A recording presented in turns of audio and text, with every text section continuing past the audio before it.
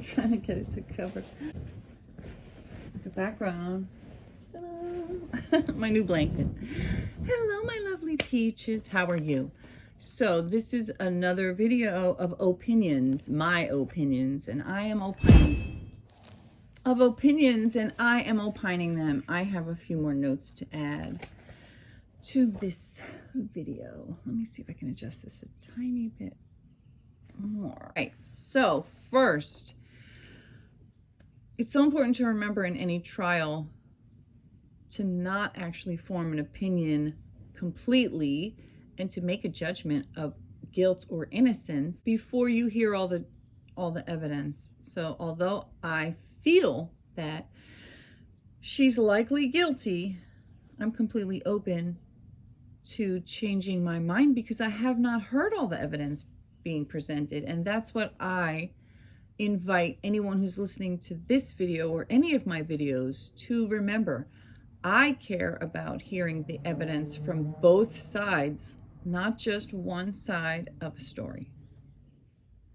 So as the video begins, thank you, welcome back. Please enjoy, and always keep in mind that my videos, when I'm talking about a trial, my perspective always starts from, I want to hear all the evidence from both sides. I don't make snap judgments. I don't make halfway through judgments, half-baked judgments. I don't pull the cake out halfway through before it's baked and then say, what is this? It's yuck. And just to clarify a little further on that point about not coming to snap decisions or half-baked opinions, I just want to make it clear, my perspective is that asking questions, analyzing things, putting things through the ringer, like saying, does this make sense? Does this make sense? What do I think about this so-called fact? What do I think about this so-called version? Asking questions, analyzing, looking at it, being objective and not subjective, being willing to look at multiple sides of a thing, analyze it from, well, what would these people have motive to do this or that? What would these people have motive to do this or that? Like I said, it's two sides that's meant to argue in a civilized manner and try to prove their point of view. And so the purpose of these videos is not to say she's this or that until I feel more sure, which won't happen until all of the evidence has been presented and both sides have closed their case, given their closing arguments, and the jury has gone into deliberation. And then at that point, I will be able to say, well, I believe for certain that she is this or that, unless it's not clear to me, which is like a hung jury. So even though the title says why I think Karen Read is guilty so far, because I'm questioning and looking and pondering. Okay. I do like to listen to all the evidence and always remember, not all the evidence is public.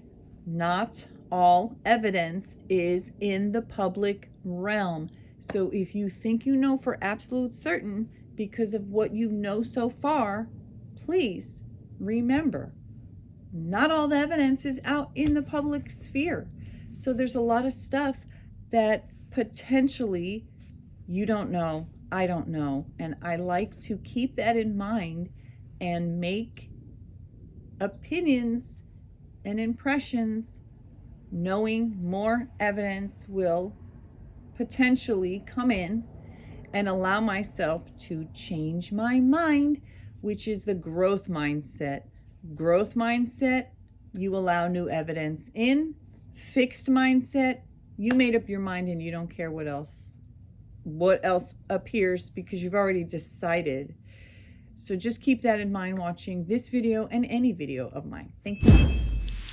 Hello, my lovely peaches. How are you? So I've already made a video about Karen Reed. It's over an hour long, talking about my first impressions. So I want to do another quick video. I'm going to go outside real quick. And I want to talk more about, again, my first impressions about why I think, as of right now,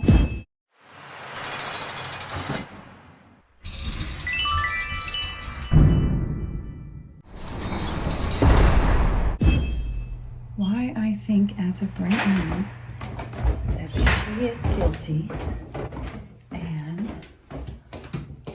the specific reasons I think that, which again today begins the trial. So this week is jury selection. I was hoping it might be streamed, but it doesn't seem that way. It seems that perhaps at the end of each day, we'll get an update from somebody who was in court about what happened. For example, at the end of this video, I'll have an update about Tuesday, April 16, 2024, day 1 of jury selection for the Karen Reed trial. And we will start to hear, well, we won't start to hear evidence yet because they have to do jury selection. And I would imagine that's going to take at least a week, if not a little longer. So I'm imagining this trial is going to take a while. I did hear somebody said something like, could be 6 weeks, could be 2 weeks. So my neighbor's busted garage behind me. Just talking to her today at the bus stop. She wants to get it fixed. So see, it's not the best lighting. I'm trying to get a good spot where I can talk for a minute. I have work to do as well for my clients. It's 9 o'clock. Let's see, where's a good spot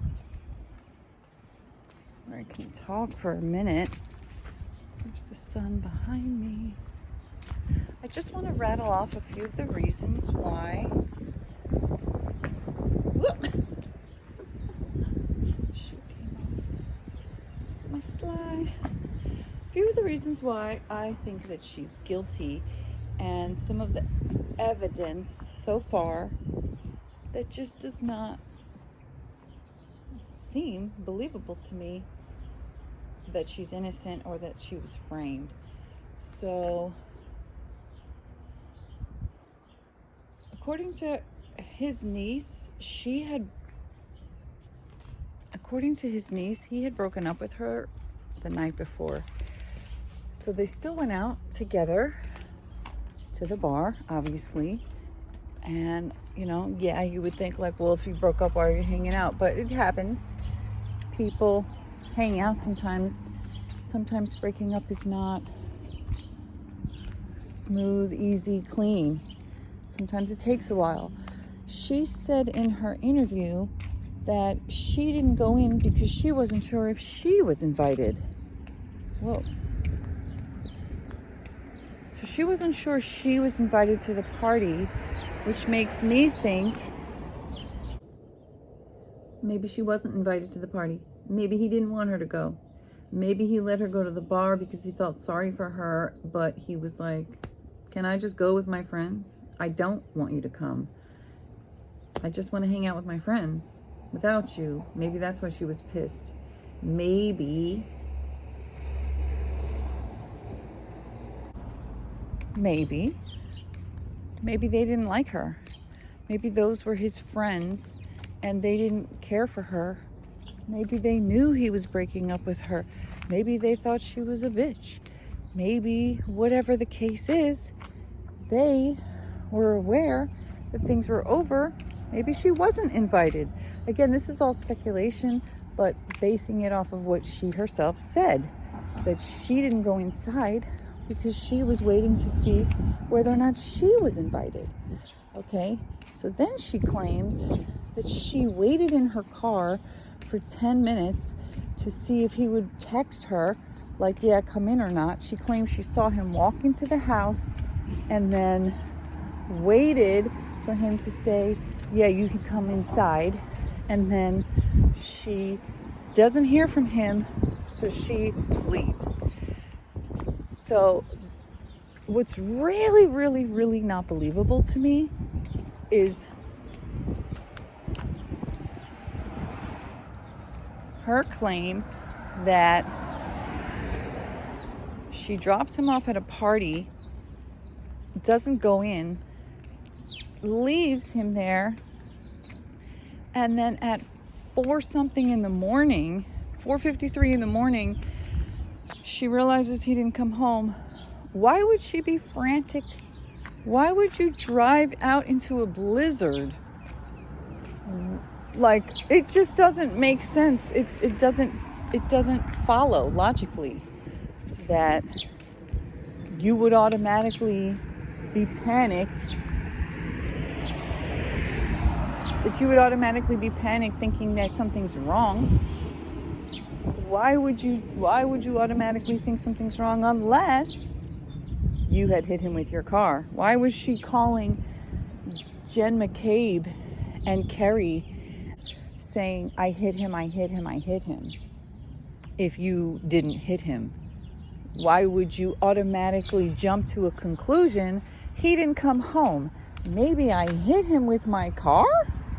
Unless you had hit him with your car and then you thought, oh shit, maybe it was worse than I thought. I don't know, like, to just start automatically yelling, I hit him.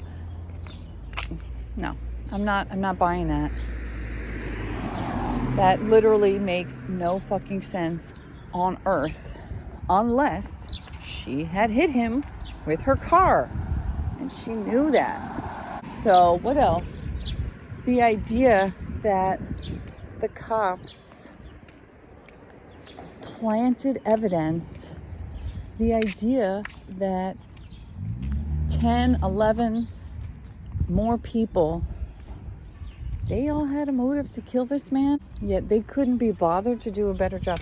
So you're telling me that 10 people conspired to kill and cover up a murder, but yet they were so fucking stupid that they dumped the dead body on their own front lawn. Okay. Right, okay, what was the snow gonna hide him forever? Like, what sense does that make? And the fact that there are literally so many people out here claiming she's innocent, I don't know. Maybe it's really me. Maybe it's just my mind, you know. I thought Hannah Gutierrez was guilty, but didn't deserve 18 months in prison. Other people think she deserves way worse. You know, it's like, but then at the same time, people saying Karen is innocent. So again, I am going to watch the trial. I am going to listen to all the evidence. I am going to listen to the evidence the defense puts on. I'm going to listen to the evidence the prosecution puts on. What I will say is that, yes, the defense, it's their job to defend her, to come up with alternate theories. The third party culprit that the defense said, I don't have to name him. I don't have to say exactly who did what. I don't have to show that Brian Albert or Brian Higgins or Trooper Proctor actually murdered him. I just have to throw doubt in the air and see if it sticks. And while I understand that that's part of a defense strategy to come up with alternate possibilities, to not necessarily prove whether or not they did it or not, but to just create reasonable doubt. I understand that, but I don't know. It just sounds like a bunch of BS to me. Let's see if it comes clear. Let's see if it comes clear in the actual trial. What was their motivation to kill this man? Why would actual cops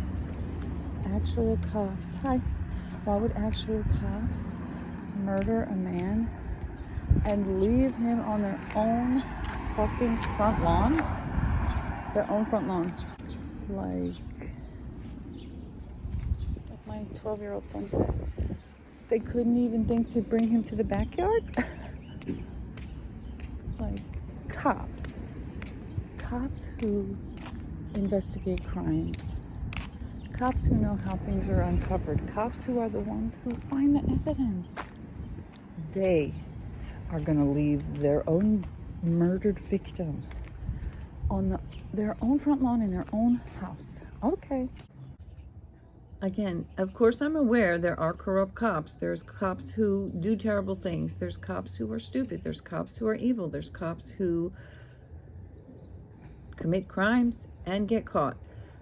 And if that's the case with these guys, the evidence will show that. But at first blush, it seems unlikely. It doesn't make sense. It doesn't seem like reasonable doubt to me. It seems like BS.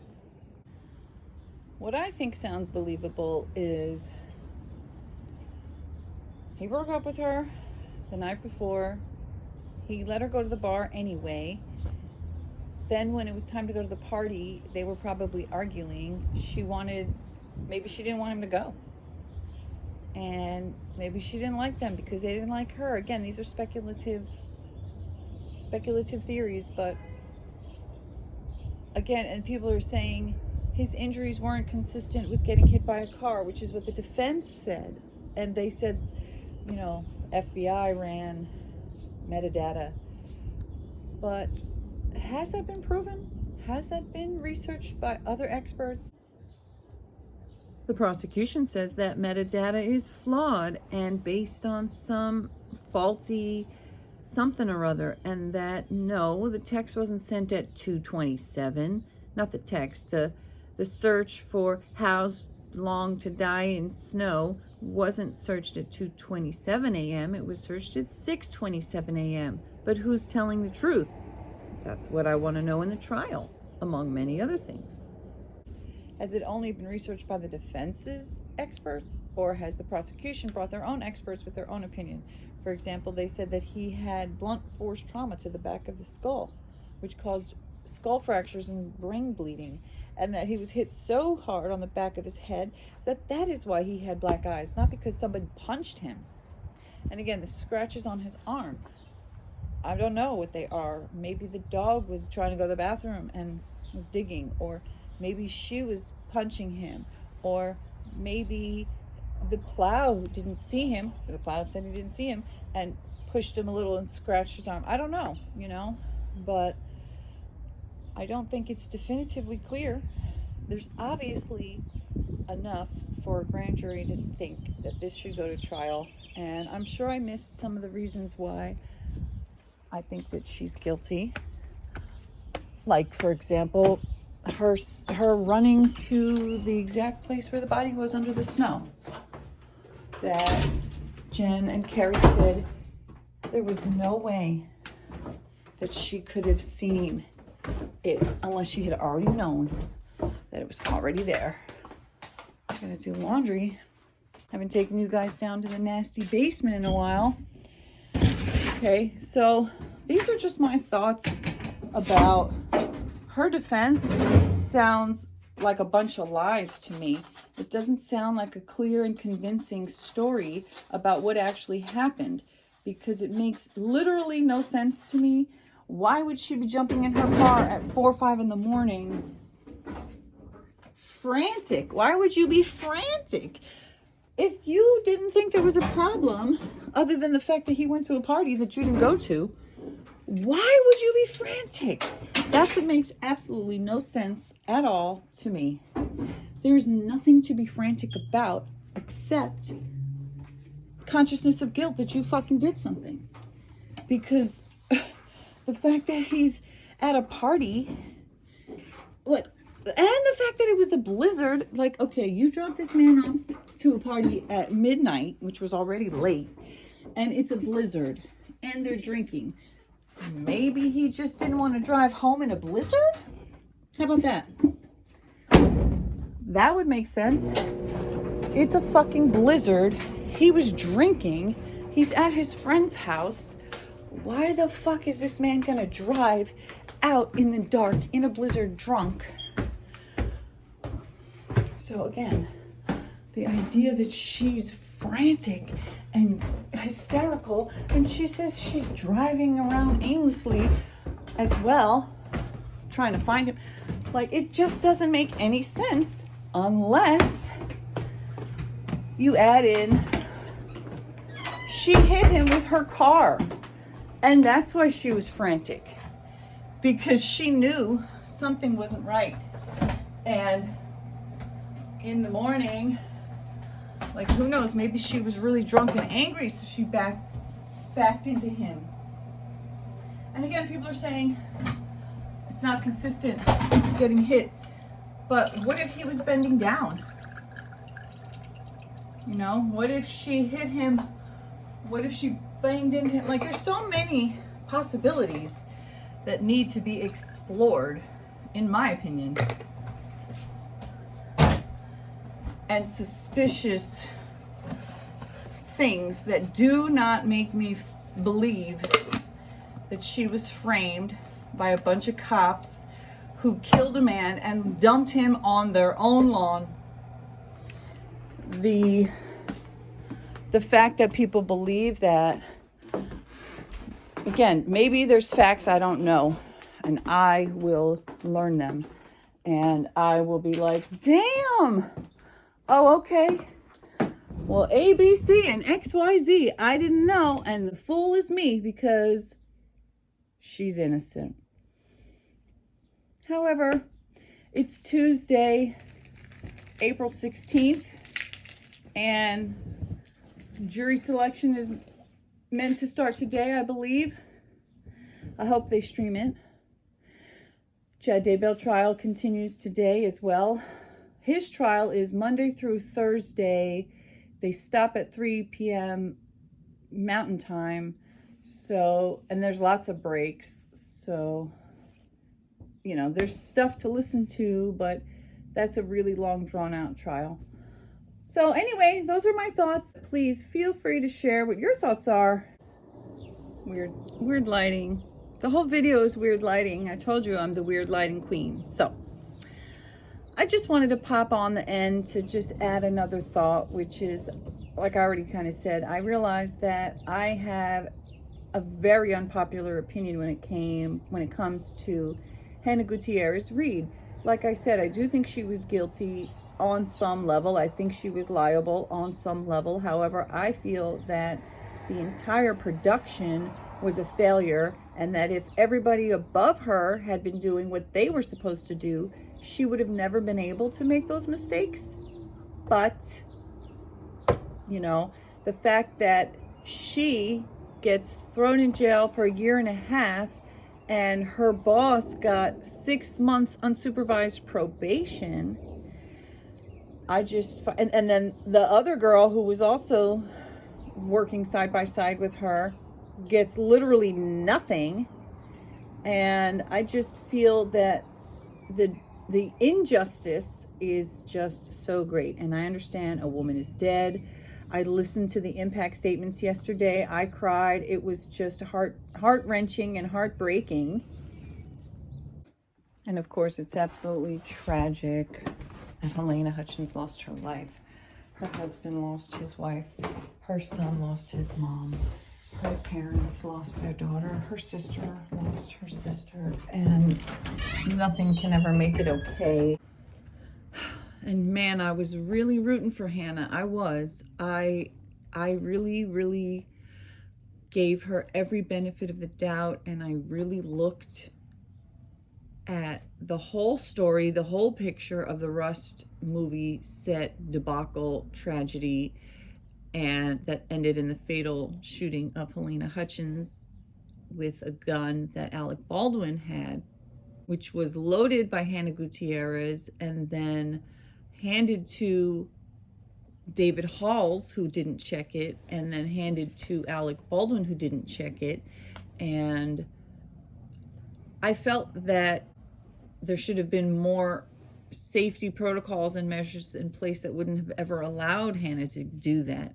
That failed her as well. But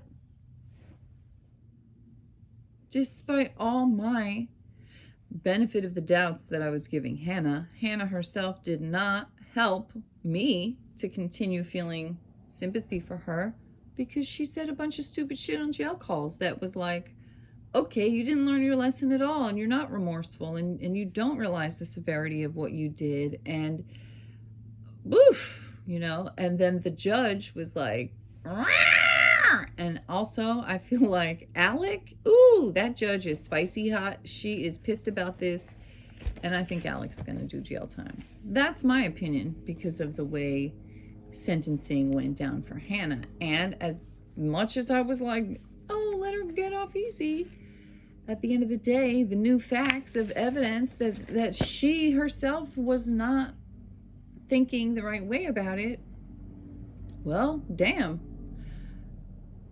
She caused her own situation. So new evidence, new opinions. My belief is just that justice should be justice. People who allowed this to happen shouldn't walk off scot-free. So however much I had hoped for leniency for Hannah Gutierrez Reed, she herself proved that that was not warranted, and that actual justice apparently comes in the form of her spending 1.5 years in jail, so that she can actually recognize the severity of what she's done. And hopefully all of the impact statements that all of Helena Hutchins' loved ones shared will impact her, and she won't just see the judge as an angry, authoritative figure, but actually as someone who saw what happened as a violent crime. I still have trouble with that, you know, saying that what Hannah did was violent, but I guess at the same time, it's kind of like, well, but it was. Somebody died with a gunshot wound in a very violent and completely preventable and unnecessary, tragic way. So Hannah's in jail, and she's going to do her time, and hopefully she'll learn from it. And I'm not going to argue against that, because I value the evidence that was put forth and the impact statements that people shared, and the reality that Hannah did not actually understand the severity of what she had done, and so she needed to be corrected through prison, 18 months. Well, 85% of it. Also, I do believe that Alec Baldwin will likely be serving prison time as well, because his arrogance is probably going to rub the judge the wrong way. And looking at the heat and the smoke and the book thrown at Hannah that she came with, I'm going to imagine that the same will happen with Alec. But again, his lawyers may be much better at defending him, and we will have to see the trial unfold. Now, in the case of Karen Reed, it's like people seem grossly forgiving of her, or they just don't think she did the thing. I mean, I did actually see several people saying, well, if she hit him, it was an accident. If she did hit him with her car, she didn't mean to. What the fuck? And I'm happy and allowed. Like, that's my whole way of seeing the world, is not to just be a fixed mind person. Fixed mind people set their mind up. If you have a fixed mindset, then that means that more often than not, you will make up your mind about a thing, and you will not budge, no matter what other evidence is presented to you.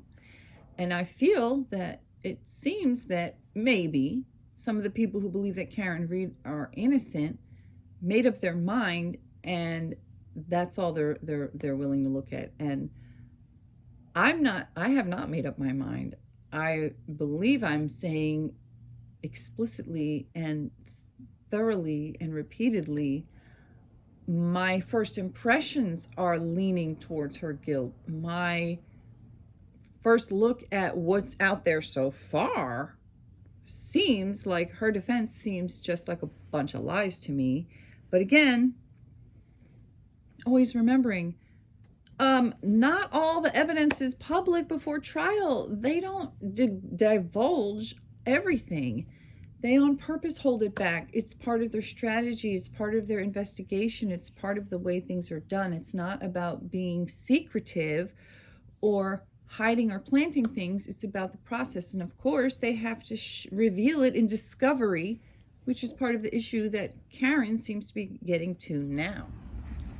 What the fuck? What I want to know is, are the same people who are coming with all the smoke for Hannah, are y'all the ones who are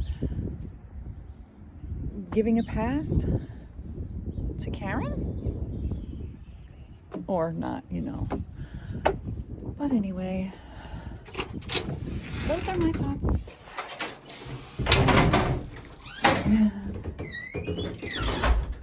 As I've already said, I am not afraid to be the only one to have a thought. I'm not afraid to think differently than the masses. I always have. I always will. And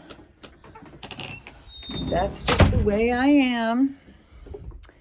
So, gotta get back to work this time. For real. All right, a couple more questions. Is it true that he was found with no snow underneath him and directly on the grass? If that's true, what time did the snow start falling? What time did the snow start accumulating? How deep was the snow by X amount of time, X time, and did anybody do an analysis of all of that? What else? So I did read just now that the judge has not decided whether or not she is going to allow in this third-party culprit defense, which Karen is her lawyer is trying to put forward, because I guess maybe the judge is saying you can't just say somebody else did it with no evidence whatsoever to back it up. And I agree. Just saying it wasn't me, and everything they have is a lie seems not feasible. It appears that while the defense is allowed to present reasonable doubt has to be reasonable, which means you can't just say somebody else did it and every piece of evidence they have is false because they planted it there. And that's what the trial is for. So it's crazy to me that people are already super decided when we haven't heard the evidence, but the people who seem to believe the cops are so corrupt, their opinion is there's no evidence that they can present that's going to convince me, because I've already decided that everything that they found is fake and planted and false and she's innocent. And, you know, when you have blinders on like that, then you won't, like, to me, if she's innocent, then it's going to come out in trial. Most likely. Do I believe 100% in the justice system and that no innocent people ever get convicted and that it's fair and it's not systemically racist and problematic and all that stuff? No, of course I know that all of that is true, but I don't know. I'm not feeling that that's what's happening in this case, but we'll see. That's why I'm going to watch. So one of the repeated things that people are saying in her defense is supposedly the FBI claimed, through the defense, I think, although I'm not sure about that his injuries were not consistent with being hit by a vehicle. However, I have not seen nor heard the prosecution's side of it. I also saw a lot of people on a live stream today. I saw Becky comment about 15 to 20 times that same thing. The FBI said that his injuries are not consistent with being hit by a car, so none of this matters. And she said that same thing, just kept repeating it, kept repeating it. And I'm like, okay, let's see more evidence. Like, that might be true, just like supposedly the FBI claims that the text that Jennifer McCabe sent at 6:27 a.m. was actually sent at 2:27 a.m. But the prosecution says no, that's not true. So who's telling the truth? Other things I've heard people say in defense of Free Karen is the Boston police are corrupt. Okay, that might be true. You know, I don't know how deep that goes or how true that is, but to just assume that an entire police department is corrupt and therefore this woman is innocent, I want to see some evidence of that. As I've said, I'm not afraid to be wrong. I'm not afraid to change my mind. I'm not afraid to get new evidence that makes me see things differently. For example, I've made videos in defense of Hannah Gutierrez Reed. I felt like, gosh, I hope that after this month of her being in jail, the judge will let her go out on probation so she can go out into the world and do some good. Well, apparently she said some motherfucking stupid ass bullshit up on those jail calls as if she did not know that they're recorded, even though it says so right before you speak. I know that because I've heard jail calls and they say that shit. So, you know, I tried, girl. I was sympathetic to you. I wanted you to get less time, and you said some stupid ass shit about the judge and about people die. People die. Oh my God. Girl, that judge threw that fucking book at her and some daggers. So, yes. So in this case, I believe that Karen is guilty. Y'all out here thinking she's innocent. I don't know why. I saw some of that video. She's not likable. She's not a believable person. Pascal on the Pascal show was playing her video and he kept pausing it and he kept apologizing that he was on a crazy face of hers, but it was like, I think that's just her. I mean, we all have the crazy pause face, we know that, but the way she said, I wouldn't harm a hair on his head or something like that. That gave me like, ew. I don't know. It's such a creepy thing to say. Like,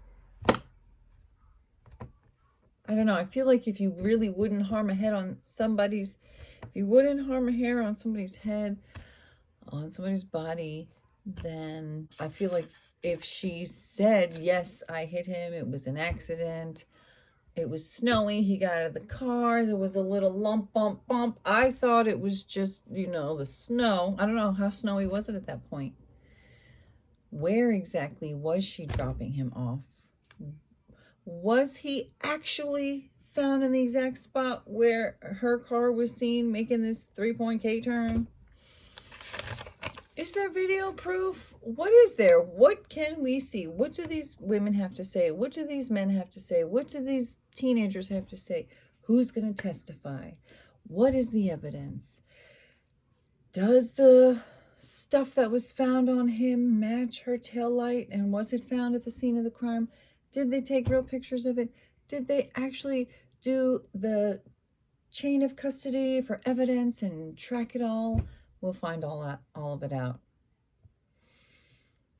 I mean, there was a lot of things that were wrong in the Alec Murdaugh case, and it sounded like the crime scene there, I felt like there was some potential for reasonable doubt because the crime scene was so overrun with his friends and family and lawyers. It was just crazy and totally unsecured crime scene. But not that I thought that he was innocent. I just thought maybe there was some reasonable doubt. But at the same time, I'm like, okay, man, he was such a criminal. Man deserved to be behind bars. Anyhow, that's where I'll end it. I'm sure I'm going to be like, oh yeah, there was this point and that point and the other point and I had other. But I just wanted to do another sort of like overview. Also, yes, the actual trial part of trial, meaning like, you know, testimony, witnesses, stuff like that. I don't know exactly when it's going to start. So apparently no one is streaming jury selection. And I did want to hear it. I mean, they did it for the Chad Daybell trial, and, you know, obviously you can't see them because they need their privacy, but you could hear them, and it was very interesting. So, but at the same time, I can understand not necessarily streaming that, not streaming until you've got your jury. Well, a little quick update on that. Emily D. Baker is streaming something regarding Karen Reed at noon today, which is Wednesday, April 17th, 2024. So noon Eastern Standard Time. Emily will be streaming something. I am currently partially working, but paying more attention to making this video than I should be, and also ignoring the Chad Daybell trial, which is streaming in the background on silent because I just want to do the video. But yeah, so I'm gonna check out. I don't know what Emily will actually be streaming, if she found somebody who's streaming the jury selection process, or if she's just going to be talking about the trial. I don't know. I'll find out later. But it was very interesting to hear that, so I would be happy if somebody did it. Although I also have to say, I was like, oh, I'm glad there'll be two things happening at once, because the Chad Daybell trial is actually, so it's Monday through Thursday, and it's 9 to 3, but it's Mountain Time, so it's 2 hours. So for me, it's 11 to 5, and then they have a long ass break for lunch. Like today was an hour and a half. So sometimes they do like a morning break, an hour lunch, an afternoon break. And today they did like a late start, an hour and a half lunch, and then 2 hours. So Chad Daybell trial is in Idaho. And I genuinely had no expectation that I was going to watch it. I did not watch the Lori Vallow because I felt like it was way too gruesome. And it is gruesome, but I don't know. I started to watch it and I got interested. And so that's what I'm doing. And once they start streaming the actual trial for Karen Reed, I'll start to watch that. And I do prefer watching it with someone who's commenting. I like it when people comment and when they answer questions, and it's like watching it hanging out with someone. And then sometimes during the break they talk, and then sometimes, you know, they take a break too. But I like where, you know, you can pause it. Like today, the last 2 hours I was really working, so I had to just pause it and then I finished it. And today, Wednesday, like I said, I haven't even watched it yet. I mean, it's there, but it's on silent. And then when Emily comes on, I'll probably want to listen to that. But at the same time, I have a lot of work to do and I'm making my own video. So priorities. Chad is going to be going on for a couple months, almost 3 months probably. So I can always catch the highlights on the replay later. But I do also like to be live so I can comment and questions. But anyway, so yes, that is where I'm at. And now it's time to go be with my kids, get them ready, have dinner, get ready for bed.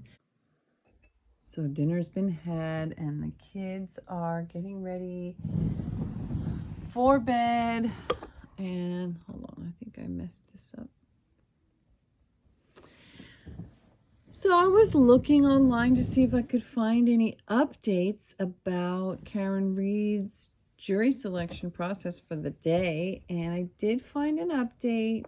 Let me see if I can find a better spot. Well, that looks like it might be better, as long as it doesn't topple over. Okay, so jury selection, they said there was about 90 to 100 people today who came, and they only had 4 that they were able to pick as potential jurors, and they need 8 more jurors plus 4 alternates. Also, they are protesting. There are some people at the trial protesting. They have to stay 200 feet or so back so that they don't make a disturbance. And some of them have big signs, free Karen Reed, and Karen Reed is innocent, Karen was framed. And I would expect that maybe a couple people might comment on my video saying, Karen is innocent, you don't know what you're talking about. Even though I'm sharing my first impressions, first thoughts, and I don't know everything I'm talking about. There's a lot to be learned. So I think anyone who is 100% certain of her innocence or guilt, you're the one who, how do you know for sure when we haven't even heard the evidence yet? So I am expecting that the jury selection process will probably take at least the whole week, some of next week, and it would be nice if we could hear some of it. And I was surprised to see that guy, what is his name? I don't remember, but something Garagos? Mark Garagos. Mark Garagos is a criminal defense lawyer and principal at the California litigation from Garagos and Garagos. He has represented many prominent figures, including Michael Jackson, Winona Ryder, Gary Condit, Susan McDougal, Chris Brown, and Scott Peterson. So kind of gives me vibes like, she's guilty. She's guilty. He was the defendant of Scott Peterson, of all people. And he was putting his 2 cents in. Oh, he was talking about the SOD, the SODIT defense. Some other guy did it. SODIT. Some other dude did it. Wait, did it? SODIT. Some other dude did it. Yeah, so the some other dude did it defense.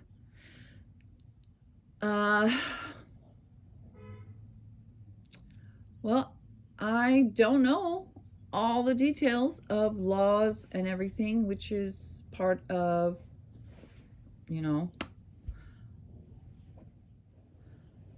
part of the process that I'm learning various things as I go through, listening to trials, learning about trials, listening to lawyers break it down and analyze, listening to different lawyers have different opinions about the same piece of evidence. That's something else that I think is important to keep in mind, that the whole art form practice of law is based on the premise that you have 2 diametrically opposed viewpoints about an event or series of events, and each side is trying to present their version of what happened and are meant to show evidence.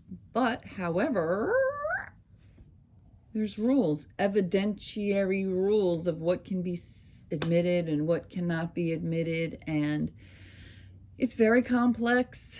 Each state has their own variety of certain rules, and so watching a trial in Idaho will be different than watching a trial in Boston. And the judges are different. Judges have different personalities. Lawyers have different personalities. defendants have different personalities. There's so many variables that go into making each trial unique, while it has very familiar qualities that make it, for me, it's interesting. And yes, it's very boring in a way as well. Like, a lot of it is boring. That's why I said it's almost like sports, like baseball. There's like these little pockets of action, but then like most of it's just this long, drawn out kind of boring thing. But at the same time, it's so interesting. That's why I also enjoy listening to trials while I'm working in the background. And, you know, sometimes I'm focused 100% on it. And again, I said, like Law and Crime, they stream stuff, and I do enjoy that occasionally, but I like watching it with Peter Tragos or Emily D. Baker or Alita Legal Bites.